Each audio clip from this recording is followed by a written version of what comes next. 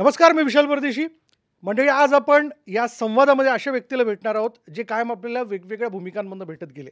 आपण कौतुकाने असं म्हणत असतो, की खरंच हा अभिनेता खूप नशीबवान आहे, की त्याला या भूमिका करायला मिळाल्या. मी उलट म्हणेन. मी असं म्हणेन, की त्या भूमिका नशीबवान होत्या, ज्या दिलीप प्रभावळकरांनी निभावल्या, पार पाडल्या. दिलीप सर, आपलं स्टुडिओमध्ये खूप खूप स्वागत. नमस्कार. आणि मी ज्येष्ठ वगैरे हा शब्द मुद्दाम लावणार नाही आहे, कारण नुकतीच आता ऑगस्टमध्ये त्यांनी त्यांच्या तारुण्यातली दुसरी इनिंग सुरू केलेली आहे. फक्त 81 हा आकडा उलटा करायचा, तो 18 आहे, होय की नाही? आणि त्या पद्धतीने त्या नव्या दमाने तुम्ही वेगवेगळ्या भूमिका करताय. 8 म्हटलं तरी चालेल. हां, 8च म्हणूयात आपण. त्याच्यामुळे तुमचं या अर्थाने सुरुवातीला अभिनंदन, की दशावतार येतोय.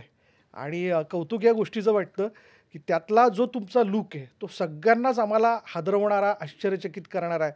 आणि त्यातही ज्या नव्या दमाच्या टीमबरोबर तुम्ही काम केलेलं आहे, या सगळ्या प्रोसेसकडे तुम्ही कसं बघता? आणि हा बाबुली, बरोबर ना? बाबुली कसा आहे तो बाबुली?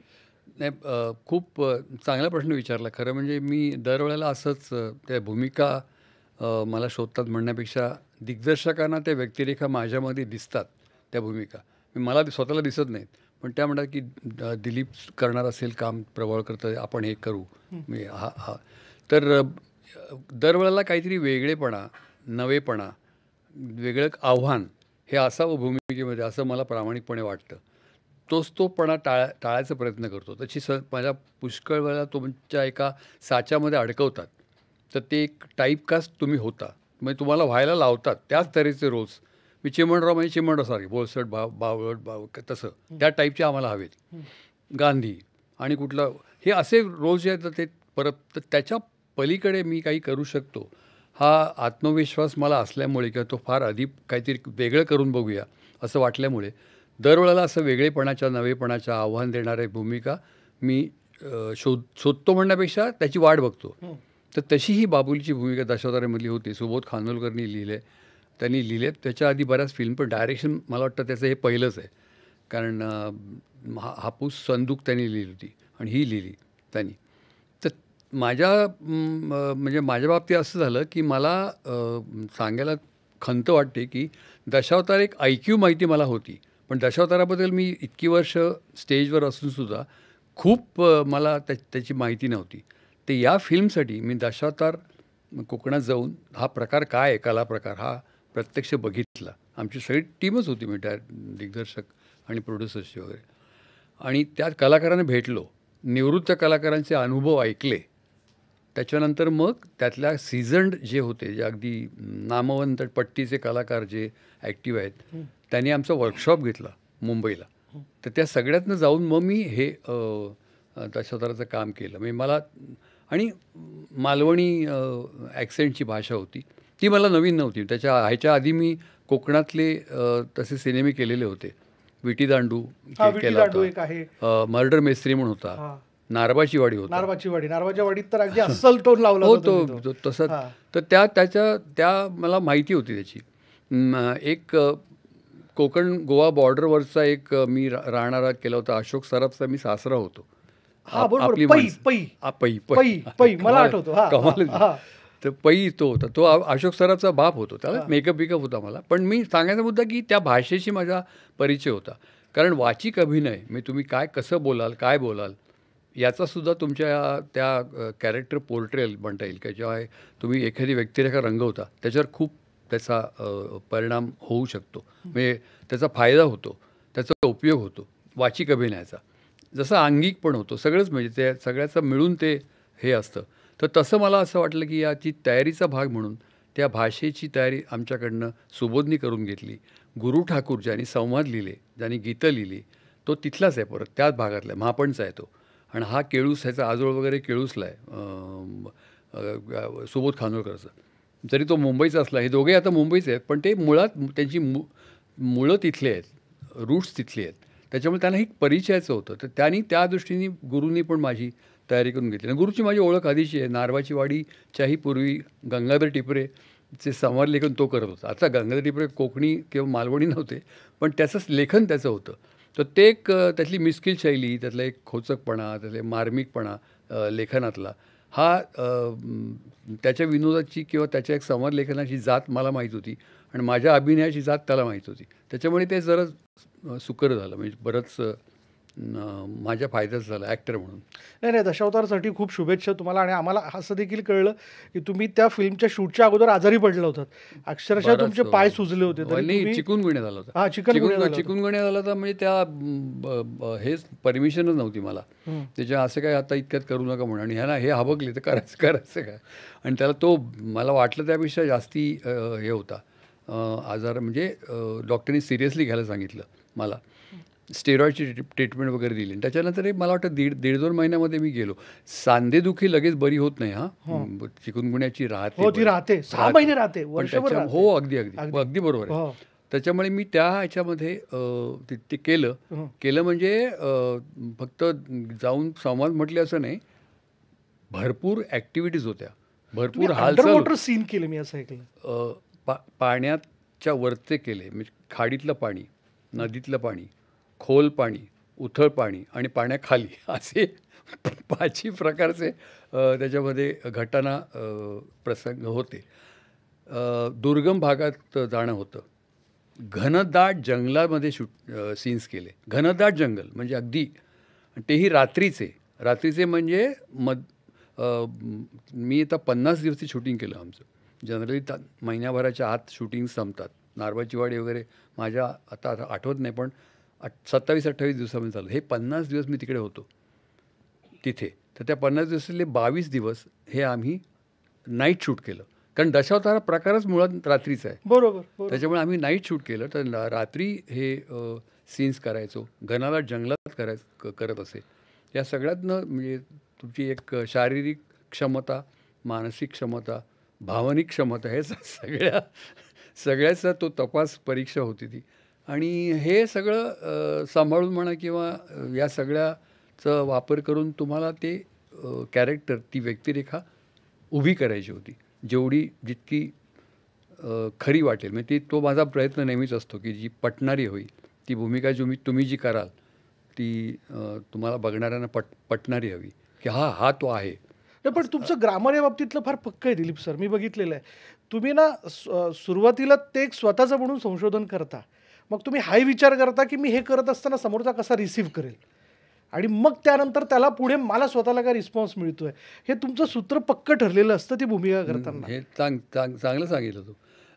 पण ह्याला जोडून म्हणा किंवा एक कॉम्प्लिमेंटरी म्हणा, मला असं म्हणावंसं वाटतं की म्हणणं बरोबर आहे तुझं, की समोरचा माणूस कसं रिसीव्ह करेल तुमचं कॅरेक्टर, तुमचं एकूण बोलणं वगैरे. याच्यामध्ये फार मोठा भाग याचा येतो लिसनिंगचा. तुम्ही समोरच्या माणसाचं किती परिणामकारक रीतीने ऐकता. नुसतं ऐकणं नाही, listening is one thing, hearing is another. म्हणजे तुम्ही किती लक्षपूर्वक ऐकता. मी ते जाता एक उदाहरण देतो. मित्र नावाचं नाटक होतं. बरोबर. त्याच्यामध्ये डॉक्टर लागू आणि ज्योती चांदेकर काम करायचे सुरुवातीला. विजय केंकरेने बसवलेलं होतं. तर तो उत्तम पाठ होता, की म्हणजे ॲक्टिंग एवढीच, रिॲक्टिंग महत्त्वाची असते. तर तुझ्या म्हणजे तुम्ही समोरच्या, नंतर तुमचं बोलणं झालं आहे, तुम्ही आता बाकी रिलॅक्स आहात, हे लगेच बघणारा समजू शकतो की हा आता रोलमध्ये नाही आहे. तुम्ही दुसऱ्या पत्राचं ऐकता कसं, त्याच्यामध्ये हा प्रकार आहे. म्हणजे दुसऱ्याचं ऐकणं, दुसऱ्याला रिस्पॉन्ड करणं, कधीकधी रिस्पॉन्स न देणं, रिस्पॉन्ड न करणं, ह्याच्यामध्ये पण येतो. कधीकधी तुम्ही ऐकत असताना, तुम्हाला लिसनिंग ज्याला म्हणता येईल, ऐकत असताना तुम्ही निशब्दता पण असते, तुमची सायलेन्स पण असतो. तर कधीकधी ते पॉझेस, ती निशब्दता ही अधिक बोलकी असते. तर ह्या सगळ्याचं भान ठेवायला लागतं. म्हणजे तुम्ही आपलं पाठ केलं, बारा म्हटलं, असं नाही होत. या ॲक्टिंग म्हणजे या सगळ्याचं, ॲक्टिंग म्हणण्यापेक्षा एखादं कॅरेक्टर करणं, व्यक्तिरेखा करणं, भूमिका करणं, या सगळ्याचा परिपाक असतो तो. म्हणजे तुम्ही या सगळ्या अष्टावधानी म्हणता येईल तसं राहायला लागतं. म्हणजे निदान प्रयत्न असतो तसा, मी आहे म्हणत नाही, पण त्या दृष्टीने प्रयत्न असतो की ते परिपूर्ण ती व्यक्तिरेखा व्हावी. तसा मी या दशावतारालाही प्रयत्न केला बाबुलीचा. त्यासाठी मग मी बऱ्याचदा दिग्दर्शकांना छळतो. म्हणजे त्यांना नको म्हणण्यापेक्षा मला जे काय डोक्यात बारीक सारीक प्रश्न येतील त्यांना विचारत जायचं. कारण सिनेमात हा बोटीचा कॅप्टन आहे दिग्दर्शक, ह्याचं मला नेहमीच वाटतं. तुम्ही सरेंडर होता होतो. अर्थात अगदी नवखे कोणी असतील तर माझ्या इतक्या वर्षांच्या अनुभवानंतर तो किती पाण्यात उभा आहे ते आपल्याला लगेच कळतं. पहिल्या. पण बाकी त्यांनी त्याच्यावर वर्क केले आहे, त्याच्यावर काम केलेलं आहे, त्याच्यात विचार केलेला आहे, विचार मंथन त्याचं चालू आहे, चिंतन केलेलं आहे, हे आपल्याला कळल्यानंतर मग तुम्ही, कारण ते त्याचं माध्यम आहे ना, तुम्ही शहाणपणा करून उपयोग नाही आहे. शेवटी तुम्हाला त्यात ह्याच्यामध्ये मांडून लोकांपर्यंत पोहोचवणारा तो आहे.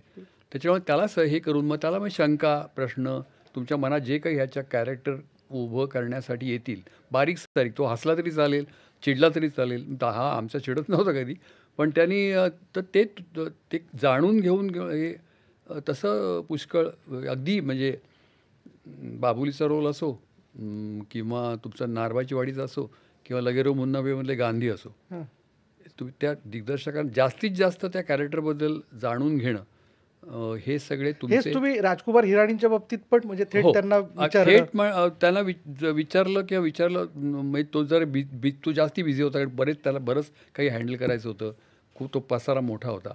अशा वेळेला त्यांनी तुम्हाला जे काही एक कच्चा माल दिलेला आहे, रॉ मटेरियल दिलेलं आहे, इनपुट्स दिलेली आहेत तुम्हाला तयारीसाठी, त्याचा वापर करणं तुमच्या हातात असतं. लाईक त्यावेळेला त्यांनी मला विनोद चोप्रा प्रोड्युसर होते, राजकुमार हिरानी लेखक दिग्दर्शक होते आणि एडिटर.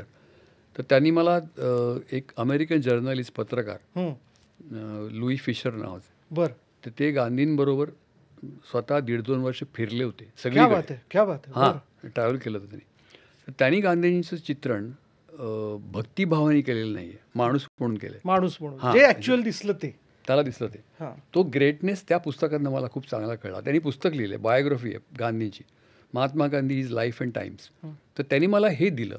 हा कच्चा माल होता, हे रॉ मटेरियल होतं, हे इनपुट्स होती. तर ते मी वाचून मग ते शाळेतल्या मुलासारखे पेन्सिलनी मार्क करत होतो की हे महत्त्वाचं आहे गांधी. पण हे सगळं मी ते सिमेंट मिक्सरमध्ये जसं तुम्ही एक एक घालता आणि मग नंतर त्याचं सिमेंट बाहेर पडतं, तसं ते नंतर मग तुम्ही तुमचा आविष्कार काय राहणार आहे हे माहीत नसतो. सस्पेन्स असतो, टेन्शन असतं. ते माझं टेन्शन कधी चेहऱ्यावर दिसत नाही, पण असतं आत. हो. आणि मग ते हे सगळं, आणि मग जुन्या फिल्म डिव्हिजनच्या फिल्म दिल्या होत्या बघायला, त्यांची भाषणं दिली होती ऐकायला, ऑडिओ कॅसेट्स होत्या. हजारोंच्या समुदायासमोर त्यांनी केलेलं भाषण होतं गांधींनी. ते बोलतात कसे, चालतात कसे, त्यांचे विचार कसे होते, ते व्यक्ती कशी होती, हे सगळं हे होतं. पण शेवटी त्या सगळ्याचा एक स्वीकार करून म्हणा किंवा ती तयारी करून तुम्ही तुमच्या कायेतनं, शरीरातनं, तुमच्या बॉडीमधून ते कसं व्यक्त करणार आहात, ते कॅरेक्टर, हे तुम्ही आधी सांगू शकत नाही. मी तरी नाही सांगू शकत. मला काय तुमच्या वेगवेगळ्या भूमिका बघताना असंच वाटतं की तुम्ही परकाय प्रवेशच करता खरं. म्हणजे हसवाबसवीच्या बाबतीत बघा ना किती व्हेरिएशन्स आहे. म्हणजे तुमच्या प्रवासावर जर नजर टाकली, तुम्ही स्वतः लिहिलेलं, तुम्ही स्वतः दिग्दर्शित केलेलं, बरोबर, हसवाबसवी, किती वेगवेगळे कॅरेक्टर्स आहेत ते. आणि बरं तो मूड चेंज करायचा आहे ना. सुरुवातीला एक वेगळंच पात्र येतं. त्याच दिवशीने केलेला एक्सपेरिमेंट होता. म्हणजे माझ्यातल्या लेखकांनी माझ्यातल्या नटासाठी लिहिलेलं स्क्रिप्ट होतं. म्हणजे ते आदर्श स्क्रिप्ट अजिबात नव्हतं. खरंच नव्हतं. अगदी प्रामाणिकपणे सांगतो. म्हणजे मी नेहमीच सांगतो की नाटक कसं लिहू नये याचा तो आदर्श वस्तुपाठ होता. कारण मी आधी कॅरेक्टर शोधली, मला अगदी व्हरायटी करायची. आता ह्याला जोडायचं कसं, असं कधी नाटक लिहित नाही. मग त्याला जोडायचं सूत्र शोधत बसलो मी अगदी कम्प्लीट. एकाशी काही संबंध नसलेली 6 पात्र आहेत वेगळी. चिमणराव आहे, ट्रिब्यूट टू चिमणराव, ज्यांनी मला घराघरात पोचवलं. चिमणराव कॅरेक्टर मी पहिल्यांदा घेतलं. चिमणराव खूप त्याच्या आधी झाला तो खूप. मग तो एक चायनीज टाईप दिसणारा प्रिन्स आहे, वांटून पिन. मग नाना कोंबडीवाला, दात पुढे असलेला, सानू नाशिक स्वरात बोलणारा, गेंगाण्या स्वरात बोलणारा. मग माझी जुळी बहीण आहे दीप्ती प्रभावळकर पटेल, लुमुंबई.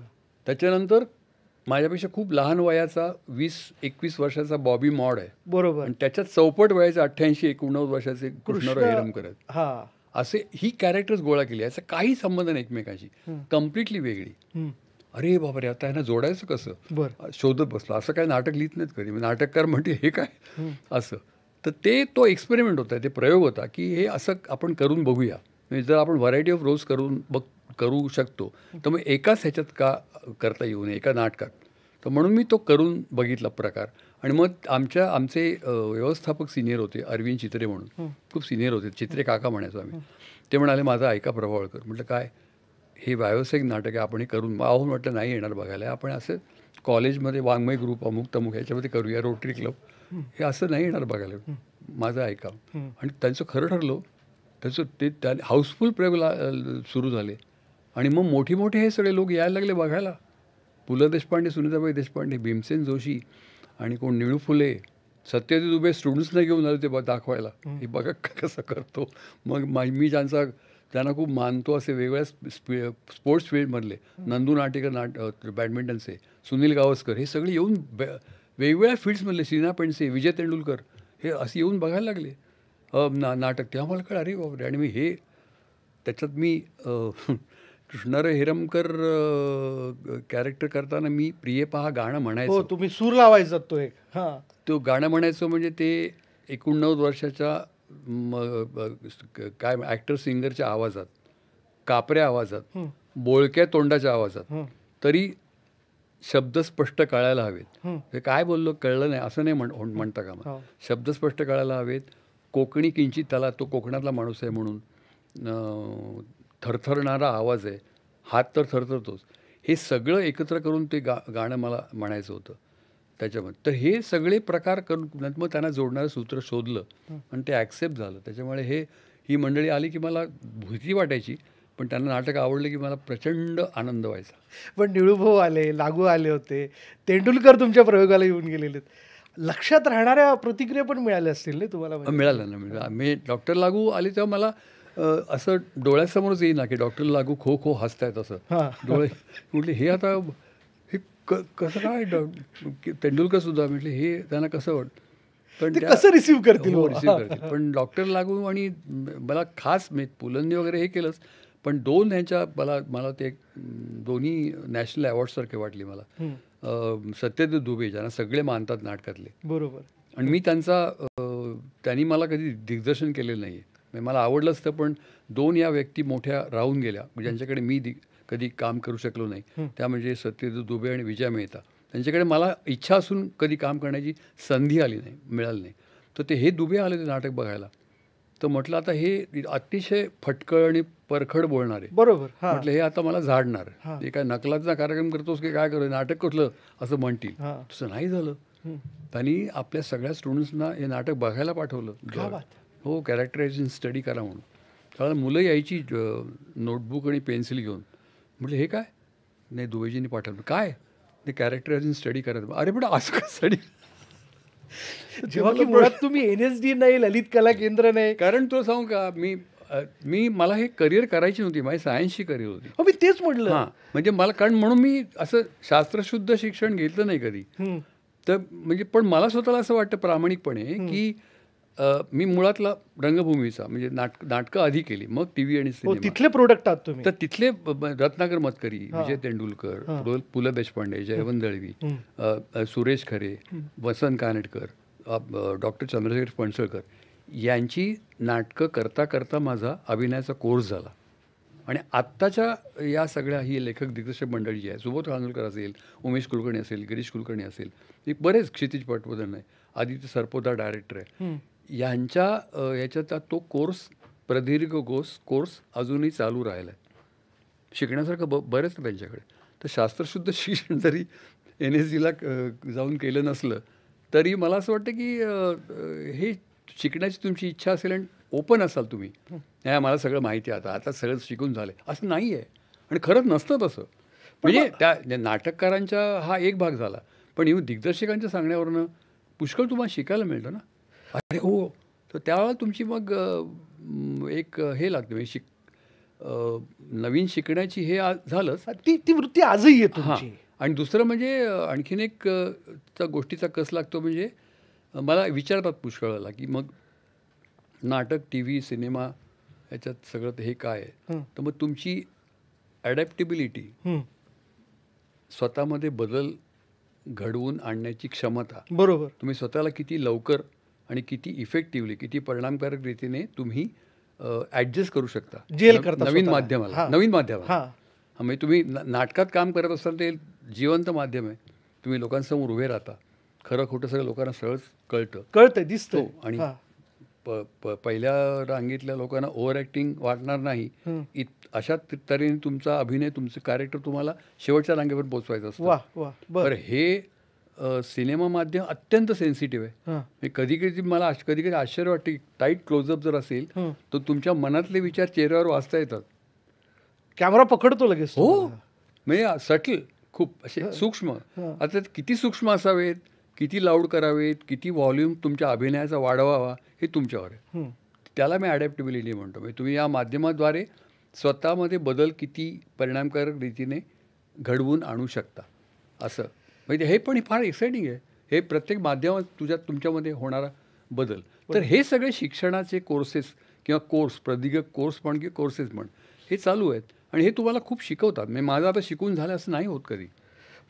पण मला एक समाधान काय सांगू का, अगदी ह्याच्यामध्ये, हं. की इतक्या वर्षांच्या वाटचालीनंतर सुद्धा मी आताही नवीन सुबोध खानोलकर सारखे दशावतारामध्ये हं.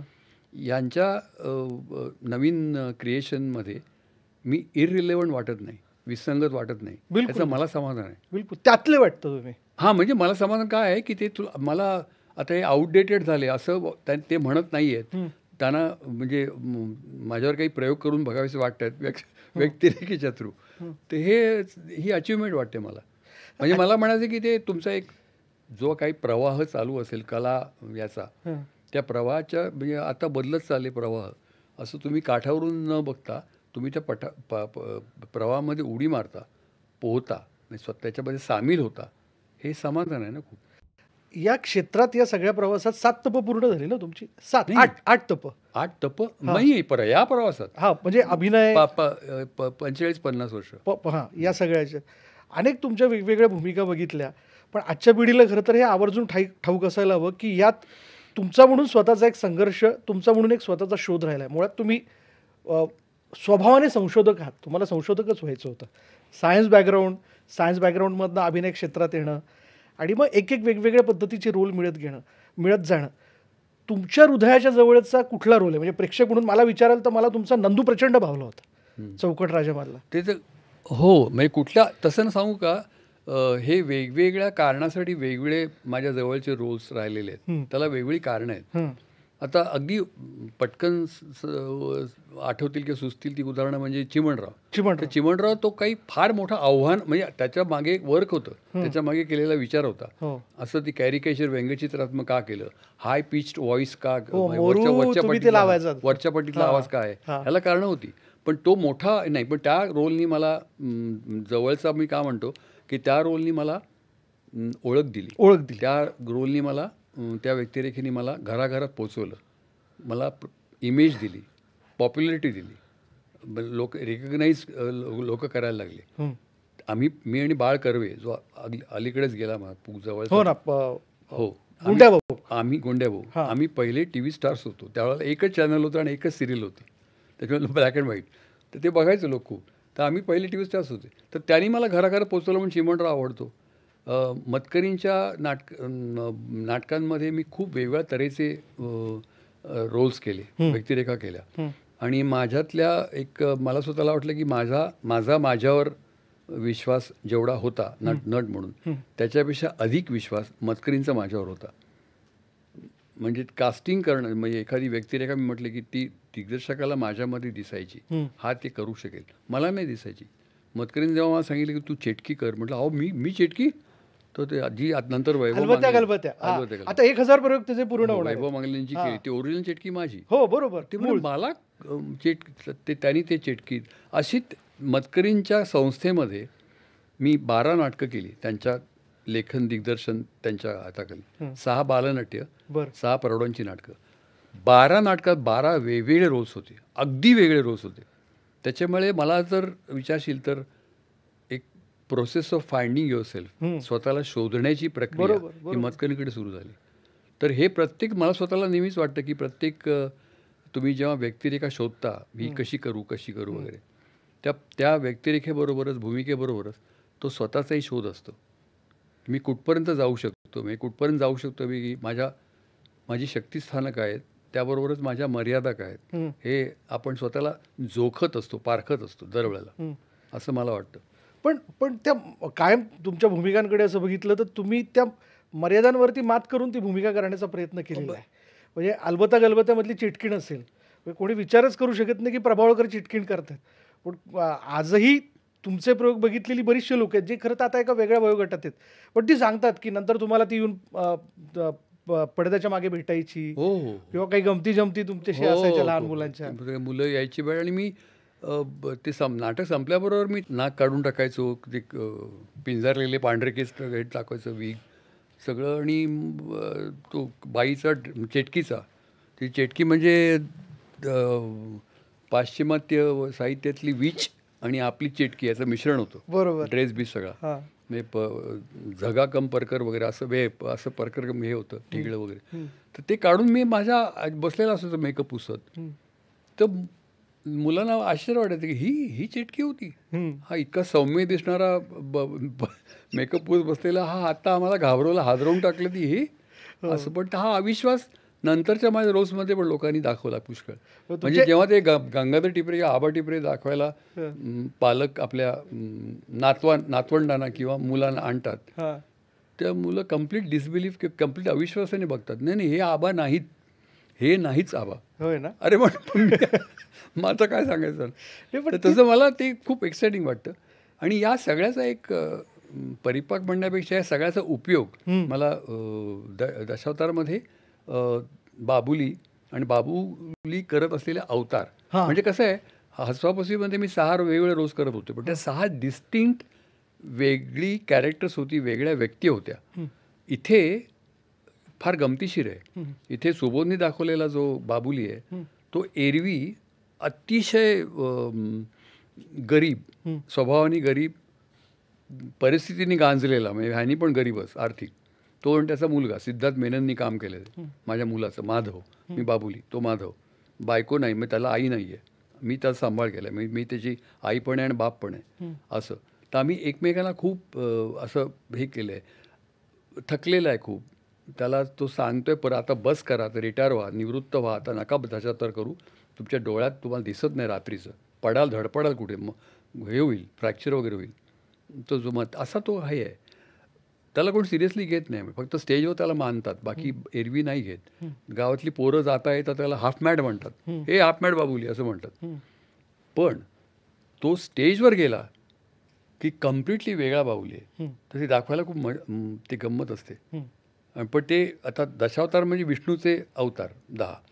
तर ते सगळे 10च्या 10 दाखवलेले नाही आहेत विष्णूचे अवतार. आणि विष्णूचे अवतारच फक्त नाही आहेत, तर काही वेळेला त्यांच्या दशावतारी नाटकांमध्ये जे ते पौराणिक काही पात्र आणतात, ती पात्र पण मी केलेली आहे त्याच्या ह्याच्यात काही. पण ती पात्र पुन्हा बाबुलीनी केलेली पात्र आहेत आणि ती पात्र पुन्हा त्यांच्या प्रकारे वेगळी आहेत.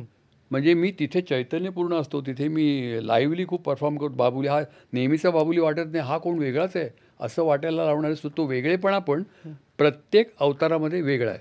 वा, ते ट्रेलर बघताना जाणवतो. पण म्हणजे असं नाही की बाबा आता यम केला समजा किंवा आणि कोण हनुमान केला, तर हनुमानाच्या वेळचा आवेश, हनुमानाच्या वेळची एनर्जी किंवा जे काय असेल ते यमाच्या वेळेला नाही, ते वेगळं आहे. तर हे आणखीन त्यातला गमतीशीर प्रकार आहे. म्हणजे नेहमीचा बाबुली आणि दशावतारामधला बाबुली, पुन्हा तो वेगवेगळ्या अवतारांमधला बाबुली. तर असं करायला मिळालं. दिलीप सर, ह्या सगळ्या प्रवासात बऱ्याचशा लोकांबरोबर तुम्ही काम केलं, जे आज खरं तर आपल्यामध्ये नाही आहेत. अशी कोण लोक आहेत की जी आवर्जून या क्षणाला तुम्हाला त्यांची आठवण होते? खूप आहेत. मला खूप आठवण, म्हणजे अगदी आय मिस देम. म्हणजे असं मला सगळ्यात अतुल परचुरे, ज्याच्याबरोबर मी 2 नाटकांमध्ये माझा तो मुलगा होता. वासूची सासूमध्ये मुलगा होता, नातीगोतीमध्ये मतिबंद मुलगा होता, अप्रतिम काम करायचा. वाघुरू नाटकात तो माझा, मी पेशंट होतो व्हीलचेअरवरचा, मोटर न्यूरॉन डिसीज झालेला मी प्रोफेसर, आणि तो माझा अत्यंत लाडका विद्यार्थी तो अतुल होता. तर आमचा संपर्क काही असो बरं का, एक ती कलाकृती संपली की मग आपण विखरतो, कुठे कुठे हे होतो, वेगळ्या ठिकाणी जातो. पण कधी कधी हे संबंध जुळून राहतात. तर माझे नशिबाने, माझ्या काही भाग्य असेल, नशीब असेल, काही असेल, पण बऱ्याच जुन्या कलाकृतींमधले माझे सहकलाकार अजूनही माझ्या संपर्कात आहेत. हो, अगदी चिमणराव सुद्धा म्हणजे बाळ माझा हा गुंड्याभाऊ जेव्हा गेला आत्ता तेव्हा मी आमच्या सगळ्या फॅमिलीतल्या लोकांना ही मला आधी कळलं आणि त्या मुलीने मला कळवलं.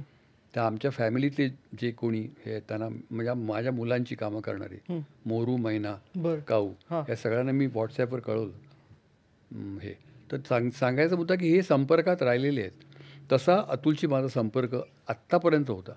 वाघुरूपसुद्धा झाली आता 15-1 वर्ष झाली असणार, 12-1 वर्ष झाली बंद होऊन. पण अतुलशी माझा संपर्क आत्ता पण होता. पुष्कळ आमच्या वयात फरक आहे बराच होता, पण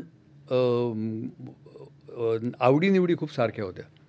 लता मंगेशकरची गाणी, जुनी गाणी, जरा वाह्यातपणा, तर म्हणजे खूप खूप कॉमन गोष्टी होत्या. म्हणजे आम्ही काही शेअर करायचो होतो एकमेकांशी. विक्रम गोखलेवर मी 150पेक्षा जास्ती प्रयोग केले. आप्पा आणि बाप्पा नावाचं नाटक होतं. तर आम्ही दोघे खूप मिस करतो त्याला. मी तो व्हॉट्सॲप मेसेजमध्ये मला विश केलं कधी तर तो तुझा बाप्पा म्हणायचा. हां, तर असे त्या कलाकृतींमधले माझे सहकलाकार माझ्या संपर्कात राहिलेले आहेत. त्याच्यामुळे ही बंधनं असतात, ही बॉन्ड्स असतात, ती कधी कधी तुमच्या कॅमेऱ्याच्या किंवा स्टेजच्या बाहेरसुद्धा टिकतात. तसे मी भाग्यवान आहे की माझ्या सहकलाकारांबरोबर माझे हे संबंध टिकून राहिले. या प्रवासात असं का जाणवतं की तुम्ही भूमिकांना निवडण्यापेक्षा भूमिकांनी तुम्हाला निवडलंय? हे मला वाटतं की भूमिकांनी निवडलं म्हणण्यापेक्षा दिग्दर्शकांनी मला त्या भूमिकांमध्ये पाहिलं. तात्या विंचू. हां, तर तात्या विंचू आहे ना, तर तात्या विंचू मला खरं आश्चर्य वाटलं. महेश कोठारेनी, कारण माझी इमेज जी होती ना ती अशी साधा भोळा माइल्ड ज्याला म्हणता येईल, एक तुम्ही खूप सॉफ्ट आहेत, एरवी पण आहे आणि तसे रोज पण केलेत. नाही खरोखरच एरवी पण. बाकी ते हे जाऊ दे, किडे आपलं किडे नाही काय म्हणतात त्याला, थोडं वाह्यात पण जाऊ दे, पण ते खरोखरच सॉफ्ट आहे. मी तसं ते सॉफ्ट ह्याचा इमेज असताना असा एक अकरा आक्रमक असं नाही आहे माझ्या असं. मग मला का त्यांनी मला माझ्यामध्ये का तात्या विंचू पाहिला? तर हे सगळे जे आहेत ना ते मला मी म्हणजे एक काय म्हणता येईल, लक समजतो, नशीब समजतो, स्वतःला भाग्यवान समजतो की हे दिग्दर्शक मला तो अनुभव वेगवेगळ्या व्यक्तिरेखांमधून देत राहिले. महेश कोठारेंनी मला जसं हे केलं, चिमणरावसाठी मला विजय जोगळेकरांनी सिलेक्ट केलं. चिमणराव असं उंच बारीक नव्हता. म्हणजे माझ्या डोळ्यासमोर तो R.K. लक्ष्मणच्या कॉमन मॅनसारखा कॉमन असणारा आणि दिसणारा असा असायला हवा होता. मी उंच बारीक, मला हा चिमणराव मला कसं ॲक्सेप्ट करतील? ती शंका किंवा प्रश्न मला पडायचा, त्याला नाही.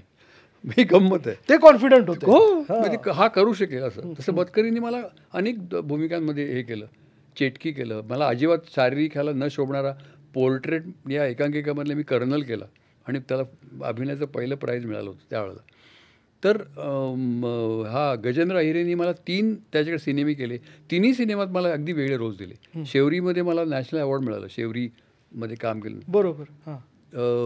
पोस्टकार्ड नावाचा, ज्यांची खूप दखल घेतली गेली नाही तरी मला खूप आवडल्या अशा काही ज्या भूमिका आहेत, त्यातला गजेंद्र अहिरेचा पोस्टकार्ड आहे. त्याच्यामध्ये मी अत्यंत वृद्ध, अत्यंत खंगलेला, अत्यंत निरक्षर, आता अत्यंत निरक्षर म्हणजे काय माहीत नाही, पण त्याला काही वाचता येत नाही. नातवाचं पत्र आलं तर तो हात फिरवतो का, तर हात फिरवल्यामुळे नातवाच्या भावना कळतील. क्या बात आहे. कोणाकडून तरी वाचून घेतो, त्याला पैसे देतो. शाळेतल्या मुला इकडे हे जरा वाचून दाखव मला, मग तो वाचून दाखव, त्याला पैसे घेऊन. तर मग आमच्या वखारीचा मालक, मी लाकूड तोड्या, वखारीचा मालक वैभव मांगले, लाकूड तोड्यात प्रवीण तरडे. तर ते सांगायचा मुद्दा की ती फार वेगळी भूमिका होती. त्यांनी मला लाकूड तोड्या म्हणून का पाहिलं असेल? शेवरीमधला नीना कुलकर्णीचा मेन रोल होता, तिचा सहकारी ऑफिसमधला म्हणून का पाहिलं असेल? पिंपळमधला तो त्यांनीच केला. पिंपळमधला परत तो इथे रिटायर, सगळी मुलं अमेरिकेत आहेत, इथे तो एकटा जीवन हे करतोय, व्यतीत करतोय. तर तो त्यांनी का पाहिलं असेल? किंवा कॅरेक्टर रोल मी गांधीं माझ्यामध्ये राजकुमार हिरानींनी का पाहिले असतील? आणि दुसरा कॅरेक्टर रोल केला मी फास्ट फेणीमध्ये, भारा भागवत केला. आदित्य सरपोतने मला भारा भागवत केला कुठला नारबाची वाडीमधला नारवा, तो कसं त्याला हे. तर हे वेगळं. आणि आता सुबोध लेटेस्ट बरोबर. सुबोध म्हणाला की बाबुली म्हणजे तुम्हीच, असं त्यांनी मला हो, सुबोधने त्याच्या मुलाखतीत सांगितलं की जर दिलीप प्रभावळकर तयार नसते झाले तर मी स्क्रिप्ट बाजूला ठेवून दिली असती. तुझ्या भाषेत बोलला मला. हां, तर मुलाखत असे हे संजय सुरकर, चौकट राजा त्यांनी मला कास्ट केलं. तर हे सगळं माझ्यावर विश्वास दाखवले. म्हणजे भूमिका मला शोधतात म्हणण्यापेक्षा दिग्दर्शक मला त्या भूमिकांमध्ये बघतात. स्मिताताईंचा प्रचंड कॉन्फिडन्स होता हो तुमच्या हो बाबतीत. हो. आणखीन एक रोल सांगतो, म्हणजे ज्याची दखल घेतली गेली नाही असा रोल. हम्म, जसा पोस्टकार्डमधला हा होता ना, तसं एक दूरदर्शनवर एक मालिका होती हम्म. साळसूद नावाची. त्याच्यामध्ये अत्यंत विकृत विलन केला होता मी. श्री ज जोशींच्या यात्रा या कादंबरीवर होती. त्याच्यात हा असा मी केला होता, अत्यंत विकृत. म्हणजे तात्या विंचू उघडपणे विलन वाटतो, हा वाटायचा पण नाही इतका तो सापासारखा अत्यंत कारस्थानी कपटी असा. बापरे. माझं नाव भार्गव होतं त्याच्यात. माझ्याबरोबर माझी बायको नीना कुलकर्णी होती. स्मिता तळवलकर प्रोड्युसर आणि त्यात ॲक्ट्रेस होती. बरोबर. तिचा नवरा दिलीप कुलकर्णी होता. तुषार दळवी होता. हे अशी कास्ट होती. आणि त्याच्यात तो अत्यंत विकृत, म्हणजे कमालीचा विकृत होता. तो स्वतःकडे खूप कमीपणा घेऊन बोलायचा. मी लहान माणसं, आम्हाला तुमच्या वाड्यात आसरा दिला. जुनी गोष्ट आहे ती. पगडी बिडी घातलेले वकील आहेत ते दिलीप कुलकर्णीवर. बरं होईल, आमची गरिबी आहे खूप. आणि मग तो आत घुसतो त्या वाड्या पेन्सळी, वाट लावून टाकतो सगळे. सतत कारस्थानी. आणि तो त्याला फक्त ती स्मिताचं कॅरेक्टर जे होतं, स्मिता त्याला ओळखते, हा आमची वाट लावणार आहे असं. ते कॅरेक्टर खूप वेगळं होतं, साळसूदमधला भार्गव. तर अशी ही काही कॅरेक्टर्स असतात. एक कवडसे नावाचा सिनेमा केला होता, राजू फिरके. ती कास्ट सांगितली तर तुला आश्चर्य वाटेल. कवडसे दळवींची कादंबरी आहे. त्याच्यावर तो हे होता, नाशिकच्या राजू फिरके नावाच्या डिरेक्टर आहे नाशिकचा राजू फिरके. तर तो आणखी म्हणजे माझं म्हणणं की खूप मोठ्या प्रमाणात पाहिले न गेलेले, दखल न घेतले गेलेले तरी मला आवडणारे असे काही रोल्स असू शकतात ॲक्टरचे. दरवेळा त्याची वाहवा होतेच असं नाही. चौकट राजाची झाली, गांधीजींची झाली, तात्या विंचू तर काय ओम भट स्वाहा सगळीकडे गेला, चिमणराव झाला. पण हे काही रोल्स असे आहेत की त्यांची दखल घेतली गेली ते मला फार आवडतात, कारण त्याला कस लागतो. त्याच्यात तो राजू फिरकेमधले अत्यंत व्यसनी, दुराचारी, भंगड असा तो होता. बायकोला छळणारा. बायको नीना कुलकर्णी. मुलं कोण? मुलगे सुबोध भावे आणि मकरंद अनासपुरे. क्या बात आहे. बर, हे माझे मुलगे. त्यातले एकाची बायको, मकरंदची बायको अमृता सुभाष, अशी कास्ट होती. आणि फ्लॅशबॅक मी मारतो मुलांना, पिऊन येतो, काय अमुक खाऊन येतो, तमुक गांजा पिऊन येतो वगैरे, आणि मारतो मुलांना. तर ती फ्लॅशबॅकमध्ये मी ती लहानपणची दाखवली. लहानपणचा सुबोध भावे, लहानपणचा मकरंद अनासपुरे. ते कोण? सिद्धार्थ चांदेकर आणि अमेय वाघ. बरं. ते मला माहितीच नाही. मला त्यांनी सांगितलं पुष्कळ वर्षाचं, दिलीप काका तुमच्या लाथा खाऊन आम्ही अभिनय क्षेत्रात प्रवेश केला. म्हणजे काय?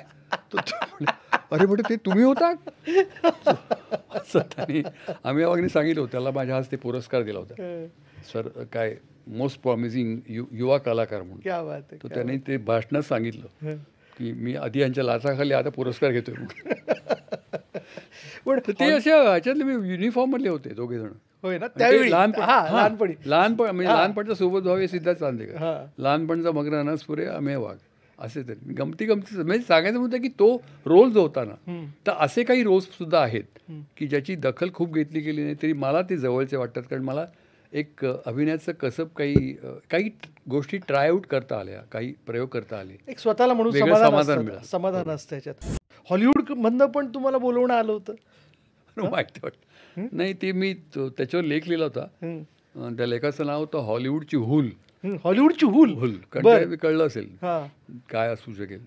तर मला आधी फोन आला ते मला हे वाटलं की मला वाटलं कोणतरी फिरकी घेते म्हणून. मी जरी घेतलं असतं तरी मला माहिती होती की अशा फिरक्या घेत. असा बोळा नाही मी की कोणाला सांगायचं तुमच्या ऑडिओ केली आपको बोलाय आहे, कोणाचंही नाव घ्यायचं मोठ्या प्रोड्युसरचं. आणि ती बिचारी मुलगी किंवा मुलगा तो जातात तिकडे ऑडिओ घेऊन, क्या आहे किसने बोला आहे, या कोणी हे नाही, कोणी सुभाष घई अमुक तमुक कोणाची नावं घ्यायची. तसं म्हटलं हे काहीतरी हे दिसतंय. कास्टिंग डिरेक्टर दिल्लीची होती ती. तिनेच मला हे केलं, फोन केला. बरं. तर ती म्हणली की म्हणजे तुम्हाला असं हे मिळालं संधी कराल का हॉलिवूडच्या? हॉलिवूडची म्हटलं हो. कोण कोण डिरेक्टर कोण आहे? तर ती म्हणली की स्पिलबर्ग म्हणून. बापरे. म्हटलं कोण? तर स्पिलबर्ग. मी उठलं आयलं तर ती लवलीन टंडन नावाची बाई होती दिल्लीची, कास्टिंग डिरेक्टर होती. इंडियन माणसाचा रोल आहे, मोठा रोल आहे. आणि तुमच्या म्हटलं कोण आहे त्याच्यात? टॉम हँक्स. बापरे. बर. तर मग तिने पाठवलं मला हे मी चाललो होतो कोल्हापूरला बायकोबरोबर. फॅक्सनी हे पाठवले सीन्स, हे जरा प्लीज बघून ठेवा, मुंबईला याल तेव्हा आपण लगेच हे त्यांना अर्जंटली हे करायचं म्हणून मग स्क्रीन टेस्ट करायची. मग मी आलो मुंबईला आणि माहीमच्या समोर बॉम्बे स्कॉटिश स्कूलच्या समोर एक फ्लॅट आहे, तिथे माझी स्क्रीन टेस्ट झाली. आणि मग मी ते टॉम हँक्स नव्हता आला, टॉम हँक्स तिकडे शेजारी बसलेला आहे असं अशी कल्पना करून ते संवाद म्हटले इंग्लिशमधले त्यांचे. तर ते पाठ करून त्यांनी म्हणाले. मग मी सगळं त्यावेळेला आमची टिपरे सिरियल चालू होती. बरं. श्रीयुत गंगाधर टिपरे. हां, श्रीयुत गंगाधर टिपरे. त्यात मी आबा टिपरेंसाठी जो वीक घालायचो, लालू प्रसाद यादवसारखे केस होते. बरोबर. हां हां हां. आणि तो वीक मागून घेतला. तो केता शिंदेला फोन केला. मग केताचा भाऊ मंदार आहे, तो घेऊन आला. मग ते वीग लावून, वीग काढून, चष्मा लावून, चष्मा काढून वगैरे वगैरे असे ते वेगळ्या तऱ्हेने मी ते हे काढले. आणि मग तो नेमका कॅमेरामन मराठी होता. बरं. तर ती चहा आणायला आत गेली होती. मी त्याला विचारलं की म्हटलं हे खरंच? ते म्हणाले तुम्हाला खरं सांगू का सर, तुम्हाला चान्सेस आहेत म्हणे. ती खूप इम्प्रेस झाली. तुम्ही काही तिने मराठी नाटकं नव्हती पाहिली तिने, बरोबर, पण काय हिंदीमध्ये थोडंफार तिने पाहिलं होतं.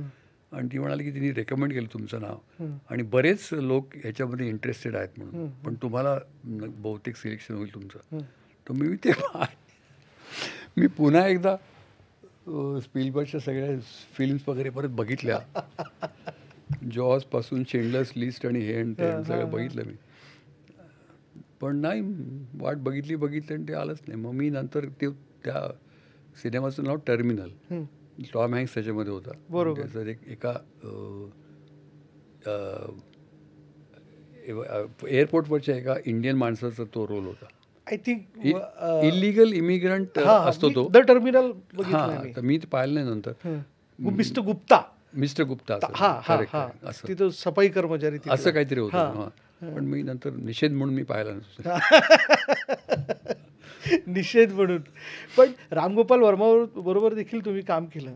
दक्षिणेकडनंही काही बोलवणं आलं तुम्हाला? म्हणजे दक्षिणेकडनं आलं तसं, पण म्हणजे मी लगेरो मी म्हटलं त्याप्रमाणे एक रोल शक्यतो रिपीट नाही करत. लगेरो मुन्नाबाईच्या गांधीनंतर मी गांधी करायचं नाही ठरलं. खूप येत होते आमंत्रण, तशा ऑफर्स खूप आल्या. हां, म्हणजे खूप, म्हणजे एक 8-10 तरी आल्या. चर्चा सत्रानं या, सिरियलमध्ये या, याला अमुक याला आला डिस्कशनला तर गांधींच्या ड्रेसमध्ये या. बरं. असं सगळं येत होतं. तर मी ते नाही घेतलं. पण हे जरा तेलुगू फिल्म होती आणि याचा संजय दत्तचा रोल चिरंजीवीनी केला. बरं. आणि दिग्दर्शन प्रभुदेवा, ग्रेट. क्या बात. तो केला मी. ते हैदराबादला जाऊन केलं. बाकी साऊथचं तमिळ होतं ते, पण नाही, तर पुढे नाही झालं काही. अच्छा. आत्ता हे आमच्या दशावतारामध्ये रवी काळे जो काम करतोय तांडेल, हो, त्याचं चांगलं पैकी तो करिअर मोठी. हो, त्याला हे अप्रूप वाटते मराठीमध्ये काम कर. मराठी आणि मालवणीमध्ये काम केलं म्हणजे त्याला खूप, त्याला नवलाई म्हणा, एक भयंकर उत्साह आणि हे आहे त्याला. त्यांनी तुमच्याबरोबर काम करण्याचे खूप चांगले अनुभव प्रेस कॉन्फरन्सच्या दरम्यान. त्यांनी गेली 20 वर्ष तो काम करतो साऊथ इंडियन फिल्म्समध्ये. त्याला मला बाहेर म्हटलं, मी एक फिल्म केली तेलुगू तरी मी सतत हे करत होतो, तू कसं काय जमलं म्हणाल. इंडस्ट्रीत इतकी वर्ष काम करता, इंडस्ट्रीतले दोन लोक असतात, एक कोलिग असतो आणि एक मित्र असतो. तुमचे जवळचे मित्र कोण आहेत? तसे नाही, तसेच खरं सांगू का, फ्रेंडली एक हे त्याचे खूप आहेत माझे. म्हणजे तसे मित्रच म्हणायला पाहिजे सगळे ते. कारण ते मला एक चांगलं वाटतं, म्हणजे ते माझ्यावर काम करताना आणि ऑफ कॅमेरा ते तसे कम्फर्टेबल असतात आणि मी त्यांच्याबरोबर असतो. ह्याचा अर्थ ती जनरेशन गॅप किंवा काय असेल, ती दोन्ही बाजूनी तितकी डासत नाही किंवा हे होत नाही, मध्ये आणत नाही आमच्या. ते खूप चांगली रिलेशन्स आहेत. अगदी मित्र म्हणणार असं काय मला सांगता नाही येणार, पण सगळ्यांची तशी हे बरी आहेत माझी. असं काय आवडता अभिनेता अभिनेत्री कुठलं मराठी मराठी हिंदी? बरेच आहेत असे. आणि मला मला सांगायला, मी हिंदी खूप नाही केले सिनेमे, कमी 12-15 केले असतील. मी मराठी बरेच केलेत. तर मला माझ्या आवडत्या अभिनेत्यांबरोबर मला काम करायला मिळालं, हे माझं. त्यात एवढ्या कमी याच्यातसुद्धा मी अमिताभ बच्चनबरोबर काम केलं आणि अगदी तो महत्त्वाचा रोल होता सरकार राजमध्ये. मी त्यांचा पॉलिटिकल गुरु होतो त्याच्यात. बरोबर बरोबर. एन्काउंटरमध्ये नासिरुद्दीन शाहबरोबर काम करायला मिळालं, त्यांचा मेन रोल होता. परेश रावलबरोबर फॅमिलीवाला नावाचा सिनेमा केला. मला हे नट आवडतात खूप. ओमपुरीबरोबर चुपकेसे म्हणून सिनेमा केला. त्या मग माझं हे आहे की यांच्याबरोबर मला काम करता आलं, जवळून त्यांना बघता आलं म्हणजे नट म्हणून नाही, त्यांची एकूण पद्धत काय आहे, ते कसे आपल्या व्यक्तिरेखेला सामोरं जातात, हे मला बघता आलं. त्याच्यामुळे असं मला वाटतं की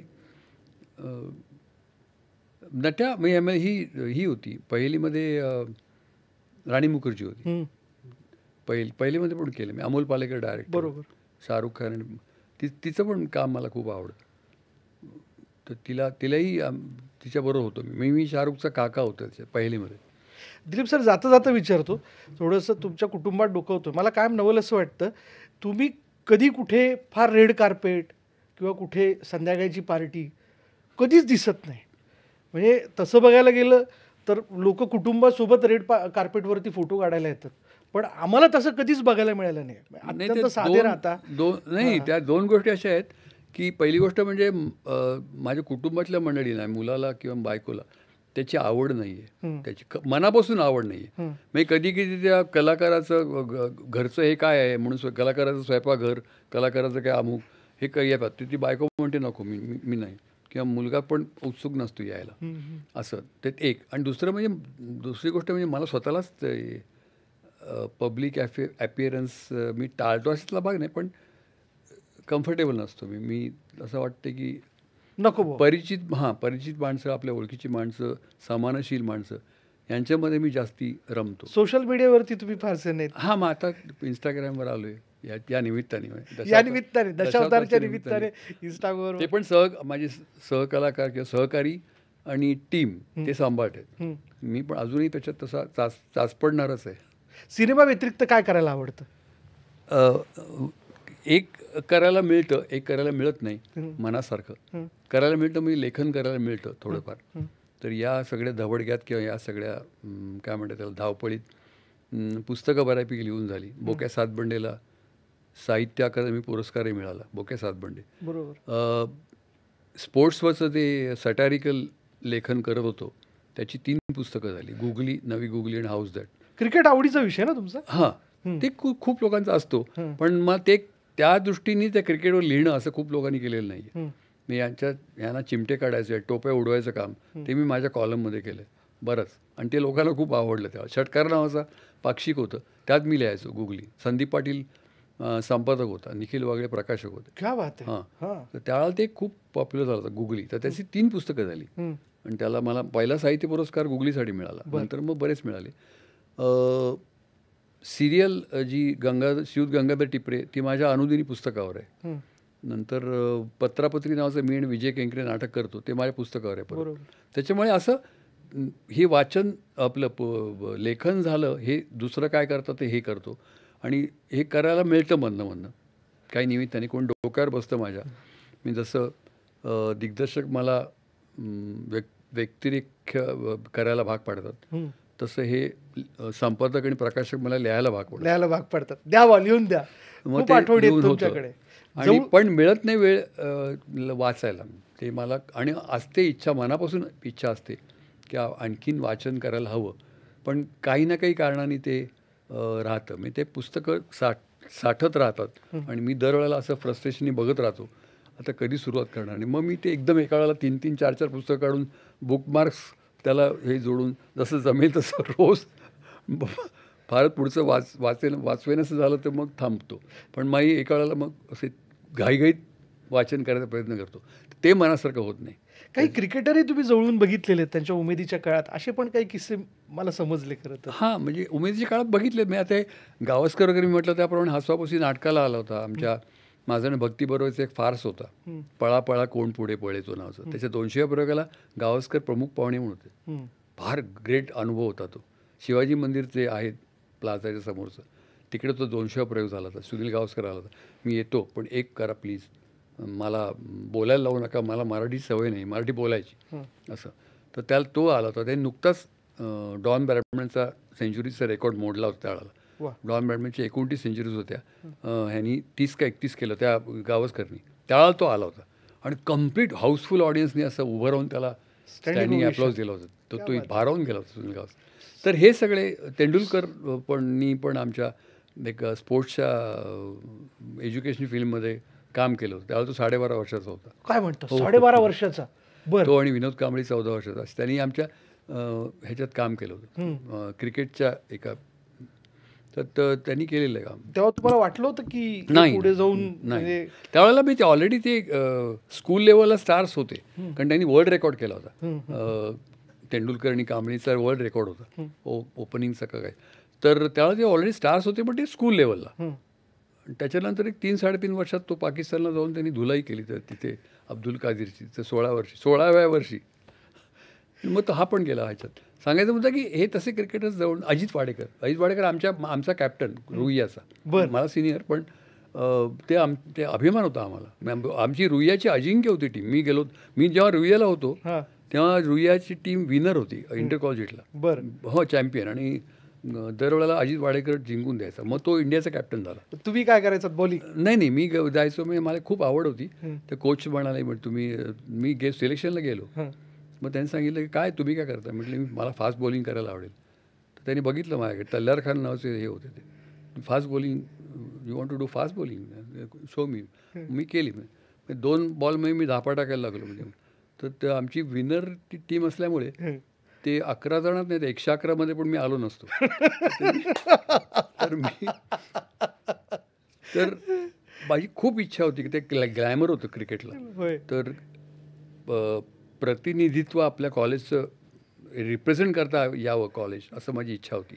ते मी क्रिकेटमध्ये नाही केलं, मी नाटकात केलं. म्हणजे एका वन ॲक्ट प्ले कॉम्पिटिशनमध्ये मला रुईयाच्या प्राईज मिळालं, रुईयाला मिळालं आणि मलाही मिळालं. तर ती एक आठवण आहे. मी तिथून थोडा कॉन्फिडन्स आला की अरे आपण हे करू शकतो असं. तेव्हापासून जो प्रवास तुम्ही केला तो आता या क्षणापर्यंत. खरी ती सुरुवात आमच्या हाऊसिंग कॉलनीत झाली. मी राहतो त्या हाऊसिंग कॉलनी, दादरच्या हाऊसिंग कॉलनीमध्ये गणेशोत्सवाला नाटकं करायचो. तर तिथे आणि कॉलेजमध्ये ही अशी शाळा, छबिल्लास शारदाश्रम विद्या मंदिर आणि गणेशोत्सवातली ही अशी छोटा परिघ होता. नंतर मग तो मोठा होत गेला. दिलीप सर, आत्तापर्यंतच्या तुमच्या प्रवासात वेगवेगळ्या भूमिकांमधनं कायम तुम्ही आमचं मनोरंजन केलं आणि अप्रूप वाटतं या गोष्टीचं की. पण मला स्वतःला प्रामाणिकपणे वाटतं, नवेपणा, वेगळेपणा, आव्हान वगैरे मी म्हटलं तसा हा दशावतारामधला रोल मला वाटतो. बिलकुल. की याच्यामध्ये तुमचा अभिनयाचा कस पाहणारी ही भूमिका मला वाटली. तुम्ही जी सल व्यक्त केली ना की काही भूमिका अशा होत्या की ज्याबद्दल दखलच घेतली गेली नाही, निश्चितपणे बघितल्यानंतर त्यातला लूक बघितल्यानंतर एक लक्षात येतं की हो, अप्रूप, म्हणजे याचं भरपूर कौतुक होणार आहे आणि याची फार मोठी चर्चा राहणार आहे. मला असं वाटतं की मी अपेक्षा व्यक्त करतो दिलीप सर की पुढल्या टप्प्यावर आपण आणखीन काही वेगळ्या भूमिकांना घेऊन चर्चा करू. भूतकाळ बाजूला सारूयात, पण भूतकाळ वर्तमानात जगण्याचं एक भान देत असतो.